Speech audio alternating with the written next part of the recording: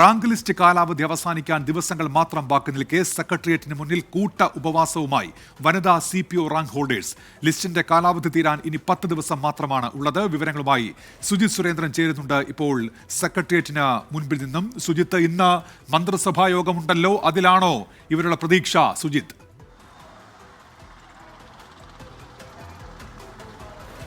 തീർച്ചയായും ഉന്മേഷ്, ഇന്ന് ചേരുന്ന മന്ത്രിസഭാ യോഗത്തിലാണ് ഇവരുടെ പ്രതീക്ഷയുള്ളത്. അതിൽ ഇവരുടെ കാര്യത്തിൽ ഒരു തീരുമാനം ഉണ്ടായേക്കുമെന്നുള്ളൊരു പ്രതീക്ഷ ഇവർ വെച്ചു പുലർത്തുകയാണ്. 10 ദിവസം മാത്രമാണ് ഈ ലിസ്റ്റ് അവസാനിക്കാനുള്ള കാലാവധി. അതുകൊണ്ട് തന്നെ ഇവർക്ക് ഈ ഒരു ദിവസങ്ങൾ നിർണായകമാണ്. കഴിഞ്ഞ ദിവസങ്ങളിലൊക്കെ തന്നെ ഇവർ പല രീതിയിലുള്ള സമരങ്ങളാണ് നടത്തിയത്. പല സമരമുറകൾ തുറന്നിട്ടും കണ്ണു തുറക്കാൻ സർക്കാർ തയ്യാറാകുന്നില്ല എന്നുള്ളൊരു ആക്ഷേപമാണ് ഇവർ ഉന്നയിക്കുന്നത്.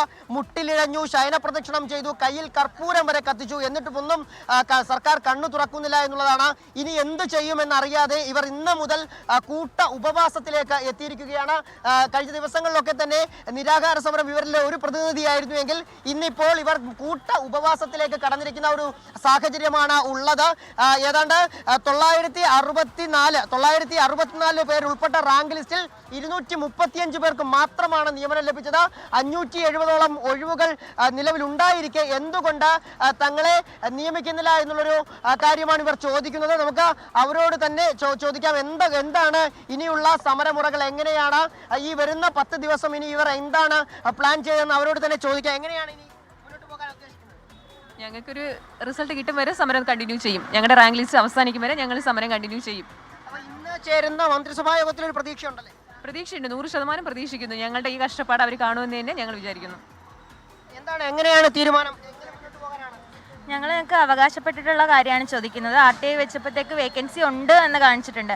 ആ വേക്കൻസി ഞങ്ങൾക്ക് അവകാശപ്പെട്ടതാണ്. അത് നേടിയെടുക്കാൻ വേണ്ടിയിട്ടാണ് ഞങ്ങൾ ഇങ്ങനത്തെ സമരമുറകളൊക്കെ ചെയ്യുന്നത്. സർക്കാർ കണ്ണ് തുറക്കുന്നു തന്നെ ഞങ്ങൾ വിശ്വസിക്കുന്നത്. ഉന്മേഷ് പറഞ്ഞത്, ഇവർ പറഞ്ഞതുപോലെ തന്നെ ഇവർ ഏറ്റവും കഷ്ടപ്പെട്ടാണ് റാങ്ക് ലിസ്റ്റിലേക്ക് എത്തിയത്. അതായത് റിട്ടേൺ ടെസ്റ്റും അതുപോലെ തന്നെ ഫിസിക്കൽ ടെസ്റ്റും ഒക്കെ പാസ്സായാണ് ഇവർ ഈ ലിസ്റ്റിൽ കടന്നുകൂടിയത്. ഈ ലിസ്റ്റിന്റെ കാലാവധി 10 ദിവസത്തിനകം അവസാനിക്കുമ്പോഴേക്കും ഇവരുടെ വലിയ ഒരു പ്രതീക്ഷയാണ്, ജീവിതത്തിലെ ഏറ്റവും വലിയ പ്രതീക്ഷയാണ് നഷ്ടപ്പെടുന്നത്. അതുകൊണ്ട് തന്നെയാണ് ഇവർ ഇത്തരത്തിലുള്ള പലതരത്തിലുള്ള സമരമുറകൾ ഇവർ അനുഷ്ഠിച്ചത്.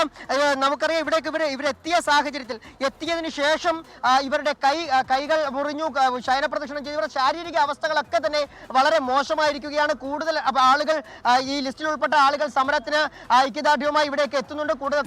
ശരി സുജിത്ത് സുരേന്ദ്രനാണ് സെക്രട്ടേറിയറ്റിന് മുൻപിൽ നിന്ന് വിവരങ്ങൾ നൽകിയത്.